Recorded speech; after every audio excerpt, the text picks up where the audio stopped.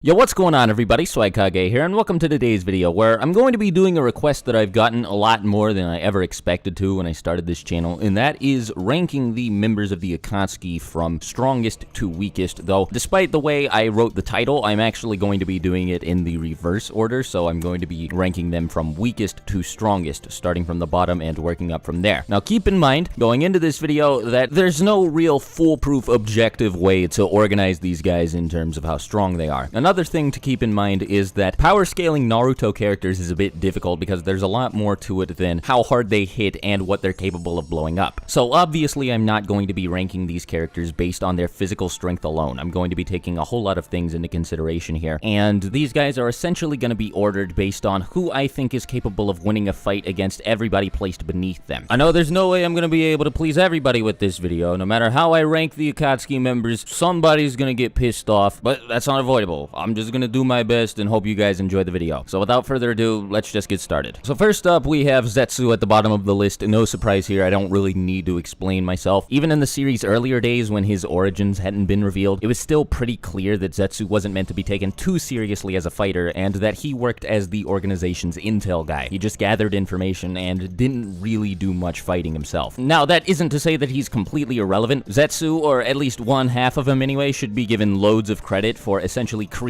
the Akatsuki and successfully convincing all of his founders and leaders and anybody else he deemed necessary to follow his cause and unknowingly help him revive Kaguya. If you want to put Zetsu at the top of this list just because he's an extension of Kaguya's will, then I guess by all means do that. But since this guy was seriously afraid that Kakashi and Minato could both kill him in like 2 seconds, and further taking into account that this Minato didn't have both of his arms, it's pretty safe to say that Zetsu's not all that tough. Moving on, up next we have Hidan, and while Hidan is probably the most physically gifted member of the Akatsuki, just because he's immortal and he can't die unless he starves to death, most people agree that his showings aren't really that impressive, and he's easily the least intimidating member of the Akatsuki. If Kakuzu hadn't been with him in the battle against Asuma, Shikamaru, Kotetsu, and Izumo, that would have been it for him. After Asuma decapitated him, he would have been done for. Not to mention he got dispatched pretty easily by Shikamaru, and granted this was a Shikamaru with loads of prep time, but all it took to kill this guy were a couple paper bombs. Well, okay,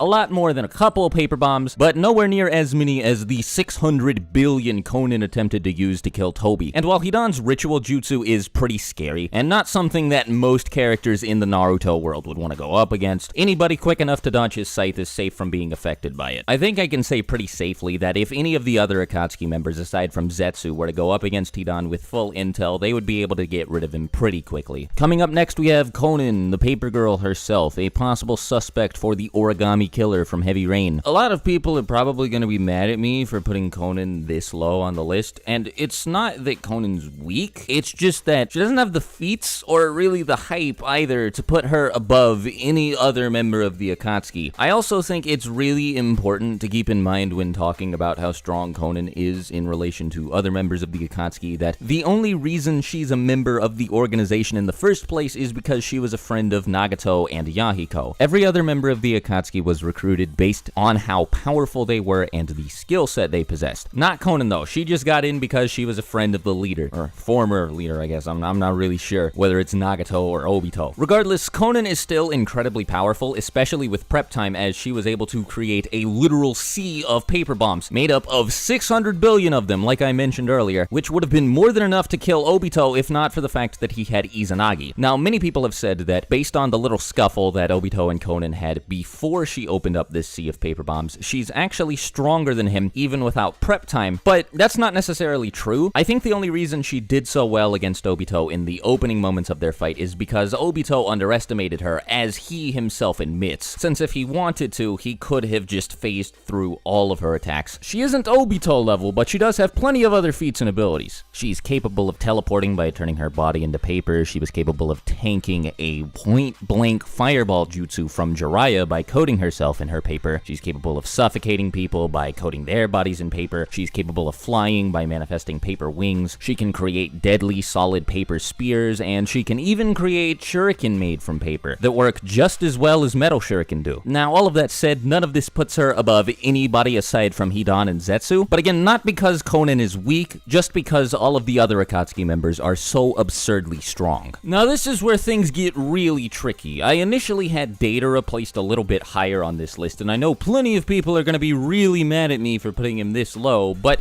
again, keep in mind that the people who are in the lower half of this list aren't here because they're weak, but just because everybody else is so damn powerful. So, okay, here's the biggest thing. From this point forward, a lot of the differences in ability between each subsequent member of the Akatsuki, it's going to be really small and difficult to notice. Like, Deidara is not very far behind the person who's above him, and that person's not very far behind the person above them, and so on and so forth. Anyway, Deidara is an absolute monster. Like, really, this guy's no joke. He was fast enough to keep up with the Swagkage in a battle in the sky, and both of them were moving so fast that an experienced Jonin watching from the ground couldn't tell what was going on. He was fast enough to avoid plenty of Gaara's sand attacks, quick enough to create and replace his own body with a clay clone before a QB-enhanced Naruto could land a hit on him, fast enough to avoid a blitz from Sasuke. And this is important because this same Sasuke, when he wasn't powered up by having absorbed Orochimaru, blitzed all of Team 7, including Naruto, Sai, Sakura, and Yamato, and none of them were prepared for it. His left eye is capable of seeing through Genjutsu. He has a ridiculously versatile arsenal thanks to his C clay variants, including C1, which he uses to create various animals out of clay, C2, in which he creates a gigantic flying explosive dragon, C3, which was so powerful it nearly blew up the entire sand village, C4, which destroys the bodies of his enemies on a cellular level, and C0, which is his self-destruct move that created an explosion comparable in size to a Jubi Blast. Deidara is no joke at all, and I feel really bad about putting him this low on the list. I mean, really, this guy's a freak of nature. He's had both of his arms ripped off before and didn't really seem to care when it happened. He had Toby lay out an entire minefield, then fell on his own landmines and survived, and he doesn't even have to use clay to perform his explosive jutsu. In his battle with Gaara, he just used Gaara's sand instead, so that way he didn't have to use up any more of his clay unnecessarily. I would love to say that there's something holding Deidara back and keeping him this low on the list, but really there isn't. Everybody else on this list is just so insanely powerful. So next up after Deidara, we fittingly have Sasori of the Red Sand, the strongest puppet master in the entire series, and now, I'm sure plenty of people are gonna be like, what? Sasori's fodder? Why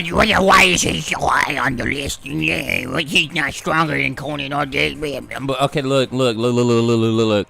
Here's a panel of Deidara literally saying Sasori is stronger than him. Deidara is so prideful that he literally killed himself because he was so pissed off that he couldn't beat Sasuke. I'm pretty sure Deidara was telling the truth here. And I don't think I really need to back the statement up for anybody who actually knows what Sasori is capable of. Like, yeah, he lost to Sakura and an old lady. He's fodder, but like, no, Sasori is a powerhouse. One of the scariest fighters for anybody in the verse to go up against. Sasori has insta-kill poison that was only stopped by an antidote created specifically to counter it, 298 puppets at his disposal, a puppet body that gives him incredible versatility in both close and long-range combat, the third Kazekage puppet literally made from that Kazekage's body, capable of using all of his abilities, including the legendary Iron Sand, the Haruko shell, which on its own was able to deal with Kankuro with little difficulty, and apparently he took down an entire country with his performance of 100 puppets jutsu, which isn't surprising. I mean, even if you take out the puppets, you still have Sasori's insanely powerful puppet body to deal with. And you might think, well, you can just blow Sasori up, but no! Sakura punched him to pieces and he just built himself again. It's like what Kakuzu did when Hidan got his head chopped off, except Sasori was able to do it himself. And for anybody who really thinks that Sasori truly lost to Sakura and Chiyo, first of all, Chiyo says that he let himself get hit by the final attack. Second of all, Chiyo had like the 10 strongest puppets ever created. Shikamatsu's 10 puppets, created by the first puppet master ever, which by themselves were capable of taking out an entire castle. Chiyo also knew everything about him, including all of his abilities and weaknesses. Once again, they had an antidote specifically created to counter the effects of Sasori's poison. I mean, once again, the only reason Sasori isn't any higher on the list is because everybody above him is just so nonsensically strong. Oh yeah, I almost forgot to add, when Sasori's brought back with Edo Tensei, he uses his puppet strings to control living people. I mean, there's really no stopping this guy. He's absolutely out of control. Now, I initially had Kakuzu way lower on this list. He was beneath both Sasori and Deidara. But then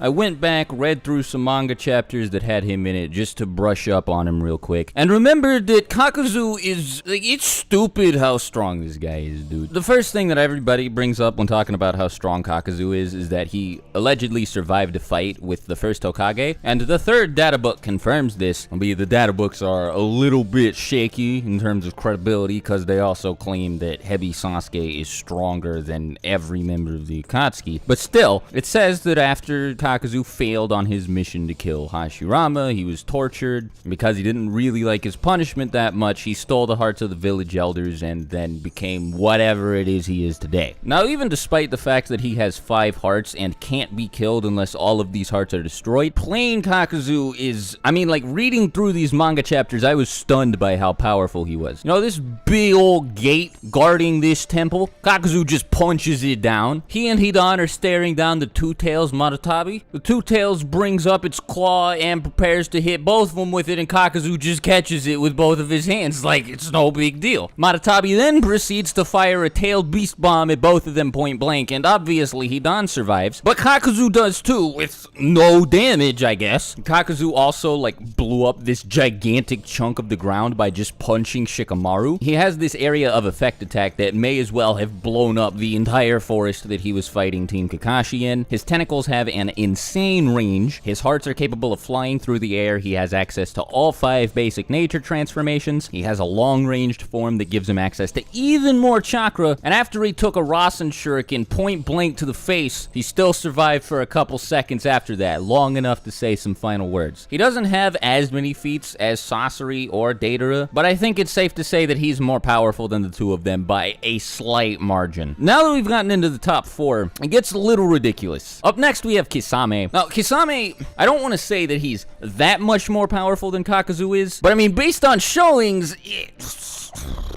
I'll just go ahead and start running through what this guy has done before, because oh my god. So with a 30% water clone, he forced Guy to open up the 6th gate, and was able to keep the rest of Team Guy, that being Neji, a Jonin, Rock Lee, and Tenten, all trapped within water prisons. Water prisons created by water clones, created by his 30% clone, were able to keep all of Team Guy except for Guy in water prisons. And then, even while he was funneling chakra into those clones, Guy still had to open up the 6th gate to beat his 30% clone. And then even without his sword, Samehada, Kisame was giving 7th gate Guy a pretty solid run for his money. And that's not even mentioning the fact that Kisame absolutely destroyed B. The same B that went to town on not just Sasuke, but all of Team Taka. B was touted as the strongest Jinchuriki in the whole world, and Kisame made really short work of him. The only reason he ended up losing it all was because Samehada decided it didn't want to be loyal to him anymore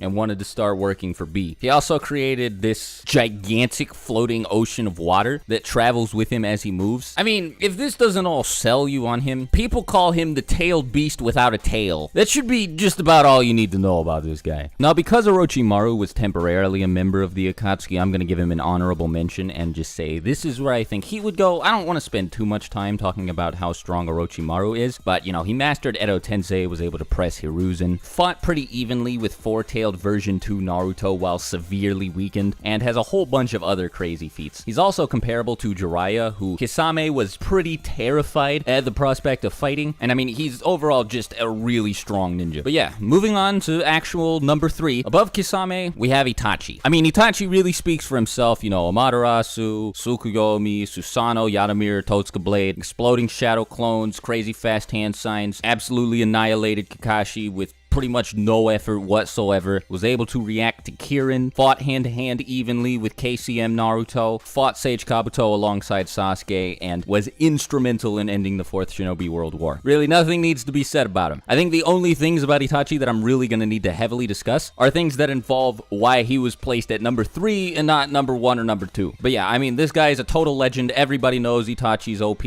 I don't really think I need to go into detail. Now, above Itachi, we have Nagato or Pain, and once again, I think he speaks for himself, but also, like with Itachi, many people are going to be like, what? What's Nagato doing here? Why isn't he at number 1? Obviously, he's the strongest member of the Akatsuki, right? And, well, not necessarily, but he's still, I mean, it's Nagato, it's Pain, it's the guy with the Rinnegan. Like I said, I don't really think I have much explaining to do here. He has all of the Rinnegan's abilities, which, I mean, that includes the ability to rip people's souls straight from their body, summon the Ghetto Mazo, use Shinra Tensei, Bansho Tenin, Chibaku Tensei, summon all of the animals available to the animal path, manifest mechanical limbs, fire laser beams, missiles, summon the King of Hell and insta-kill people, absorb ninjutsu, absorb chakra through direct contact. I mean, once you've watched Edo Itachi and Edo Nagato versus Naruto and B, it's kind of impossible not to acknowledge just how ludicrously strong Nagato is. You know, Naruto and B just proved that they were more powerful than Tsunade and the Raikage, and got permission to go headfirst into the war, and then Nagato just swooped right in and started dicking on them. And I mean, Obito even outright said that, yeah, Nagato's invincible. There's no one capable of taking this guy out. Then finally, I think I have my most controversial placement on this list. At the very tippity top, we have Obito. And now I think if I was talking about Obito with the Rinnegan, a lot of people would agree with me, but I don't think that's exactly fair, because by the time Obito got the Rinnegan, the Akatsuki had fallen apart and all of its members were dead. I am talking about single Sharingan Obito. And now many people might be like, excuse me? That Obito is nowhere near as strong as Nagato, but bear with me, because he would definitely win in a fight against him. The thing about Obito is, I mean, Kamui's just really hard to deal with. If Nagato decided to use Chibaku Tensei, all Obito would have to do is suck himself into Kamui, and then that would be that. So really, in a fight against him, Obito doesn't have anything to worry about as far as setting up his defenses goes. But the biggest thing is that many people forget about how powerful Obito actually is with just his one Sharingan, because he didn't use the chains after his fight with Minato. If he had been fighting anybody except for Minato, with both the Kyuubi and those chains at his disposal, the fight would have been over immediately. I think many people missed the point of the chains completely, but the point of them was Obito would charge at people, and then catch them by surprise by slipping through them using Kamui, and afterwards, the chains he was carrying would catch them from behind. They would be too surprised to react, and Obito would be able to immediately turn around and suck them into the Kamui dimension, and that would be that. There's nothing anybody can do about it. Plus, Obito has this huge reserve of spare Sharingan just lying around, so he's capable of using Izanagi. Then he also has Hashirama's cells, so he has regenerative abilities. Plus, his durability is, I mean, it's really a sight to behold. After having his heart impaled, becoming the Jinchuriki of the Ten Tails, and then having the Jubi forcibly ripped out of him, casting the Rinne Tensei Jutsu, being taken over by Zetsu, having his mind assaulted by Madara, having the Rinnegan ripped out of him, and using his Mangekyo Sharingan in an attempt to synchronize his Kamui with Kaguya's dimensional portals, Obito was still standing and did not collapse from exhaustion and die. Yeah, I don't think any more needs to be said.